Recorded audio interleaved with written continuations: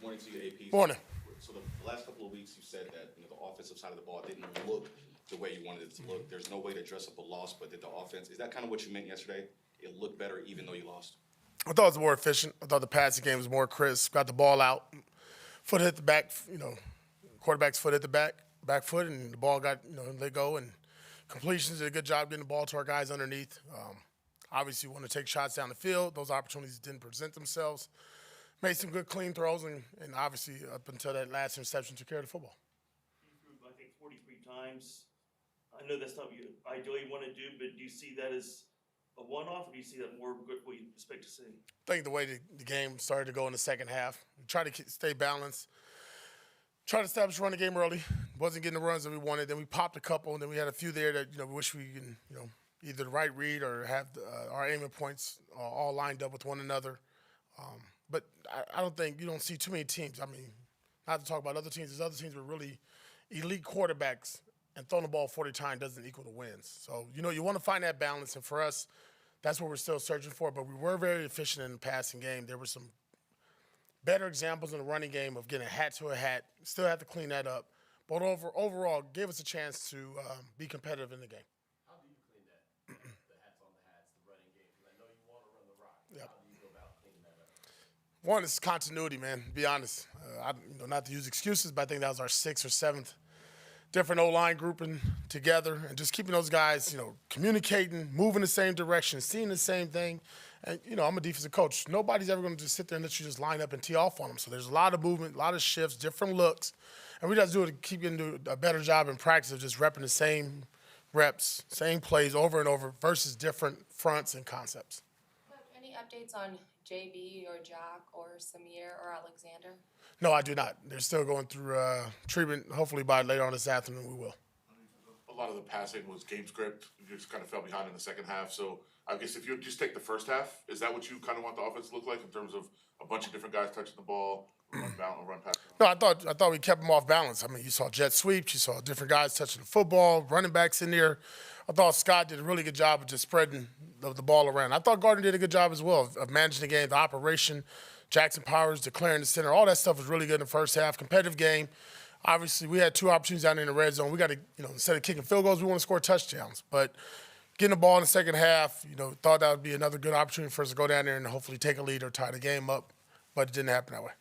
You mentioned JPJ. Gardner was pretty complimentary of the job that he's done moving over to center. Yeah. Few games sample size now. How do you evaluate his running work? I think it's pretty interesting to see a rookie go to a position he never played really much in college at left guard. Then 1 week, fill in for somebody that's injured. And then the next couple of weeks now I have to make all the calls. And he's done a really good job. His energy, his presence, his physicality you see throughout the game. High effort, very smart football player. And when he's controlling the line of scrimmage as being the center and making the calls, you see his personality come out more and more. And that's where you see those leaderships from a young player to start to stand out. And I think that's really good for our team. The more guys we can have talking up and taking that leadership role, regardless of the age or experience or money or draft, the better for us. What was it that you were able to identify that Miami was doing to keep you guys off balance defensively, where you just couldn't get off the field when you had that opportunity? But really, we had 3 third-down penalties.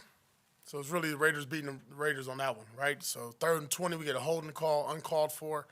I believe we had an offsides penalty, then we had a holding penalty late in the game. So technique, fundamental things that we're coaching up, we can't do it in critical moments like that. Situational football, that's a 4-point swing there, right? Because they scored a touchdown instead of a field goal. So those are things I thought early on they were mixing up, different route concepts, looking for man, zone beaters, things of that nature. And we trying to, it's that chess matchup, and obviously their quarterback did a good job getting the ball out of his hand very quickly. Coach, back-to-back visits on the red zone ends up with field goals as opposed to getting into the touchdown, obviously, early on, not what you want to see. But you had a strong emphasis on that right from the beginning. Yep. What do you think you still need to work on in order to complete? It's decision-making, right? It's getting the ball out quick and obviously getting positive yards. I think too often you see us down the red zone.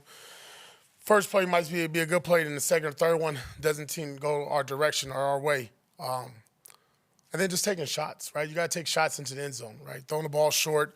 You love to see all the yak and all that good stuff, making guys miss, but you have better opportunities when you throw the ball in the end zone. What you saw from Gardner yesterday, do you still believe he's the number one, like the best quarterback? at this moment? He'll be the quarterback this week.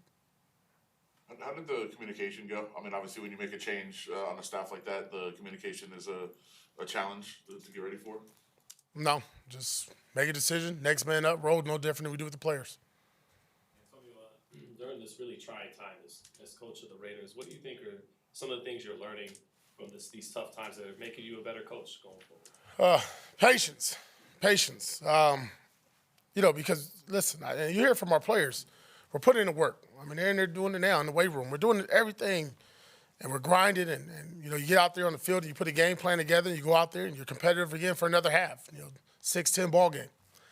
And then we just got to find a way in that second half, man, to get over this hurdle of not finishing games, either not getting off the field, not finishing drives in the end zone, keeping the opponent off the field on third down. Not beating our mistakes with penalties at crucial moments in the game. But I would say the one word is just patience. And it's nothing that nobody wants to hear. Raider Nation doesn't want to hear. I wish the record was flipped. Hell, let's play 500 football. I'll be happy with that. But I think the other part about it, what I'm seeing from our players is that I don't see anybody quitting. I don't see nobody quitting this building. I don't see no quit from our staff. I see everybody just trying to figure out ways and answers in a very fluent situation with injuries and everything else that's going on with our team this year. You have about half the defensive starters out with injuries. So how difficult is that to overcome? Just like I talked about, very fluid, Everybody we suit up, man, better be ready to play because that's what seems to happen with us. Sam Webb goes in the game late, and to be honest, to his credit, hell of a job because he didn't get a lot of reps, right? You can't give all these guys reps in practice. You go with your main 4 to 5 DBs, and you kind of give them majority of the reps. Sam's on special teams, and then, you get in a situation, JB goes down, here goes Jack Jones. All right, here goes Sam Webb. And that was no different than 2 weeks ago against Cincinnati, right, where we lose several linemen. We're down to our 8th lineman. And it's just one of those things where I keep telling our staff, and we'll talk about it here shortly, man, just keep coaching, man. Keep coaching younger guys. We do a lot of periods throughout practice for developmental guys or guys that are not getting those reps. So hopefully get them up to speed, keep them engaged, so when their number's called, they're ready to go. Coach Brock Bowers continues to set records and just put his name all over the NFL books. How does that feel for you? And obviously just talk on his development as far.